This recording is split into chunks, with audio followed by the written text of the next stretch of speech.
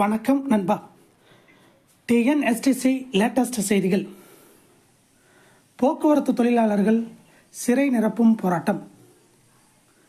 போக்குவரத்து தொழிலாளர்களின் 15வது ஊதிய ஒப்பந்தத்தை விரைந்து பேசி முடிக்க வலியுறுத்தி தஞ்சாவூர் பழைய பேருந்து நிலையத்தில் சிஐடியு சார்பில் புதன்கிழமை நடைபெற்ற சிறை நிரப்பும் போராட்டத்தில் 70 பேர் கைது செய்யப்பட்டனர். இதில் 2023 ஏப்ரல் 1ஆம் தேதி முதல் ஓய்வு பெற்றவர்களுடைய வருங்கால வைப்பு நிதி, பணிக்குடை, விடுப்புத் தொகை உள்ளிட்ட பணப்பலன்கள் வழங்கப்பட வேண்டும். 95,000 ஓய்வூதியர்களுக்கு நீதிமன்ற தீர்ப்பின்படி 109 மாதகால அகவிலைப்படி உயர்வை உடனடியாக வழங்க வேண்டும். விழா காலங்களில் தனியார் பேருந்துகளை வாடகைக்கு எடுக்கக்கூடாது. கழக பேருந்துகளை தனியாரிடம் குத்தகைக்கு விடக்கூடாது என்பன உள்ளிட்ட கோரிக்கைகளை வலியுறுத்தி முழக்கங்கள் எழுப்பப்பட்டன. இப்போராட்டத்துக்கு கும்பகோணம் போக்குவரத்து சிஐடியு மத்திய சங்க தலைவர் காரல் மார்க்ஸ் தலைமை வகித்தார். அரசு விரைவு போக்குவரத்து கழக சிஐடியு செயலர் எஸ் செங்குட்டுவன் முன்னிலை வகித்தார்.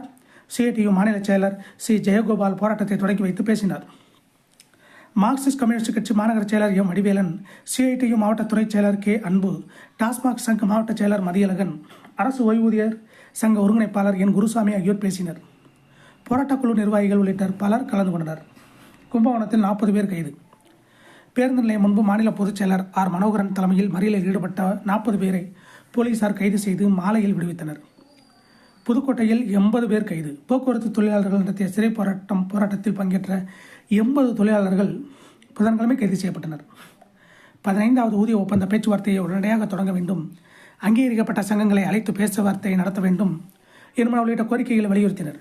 புதுக்கோட்டை பேருந்து நிலையம் முன்பாக நடைபெற்ற போராட்டத்துக்கு சிஐடியு அரசு போக்குவரத்து ஊழியர் சங்கத்தின் மண்டல தலைவர் கே கார்த்திகேயன் தலைமை வகித்தார்.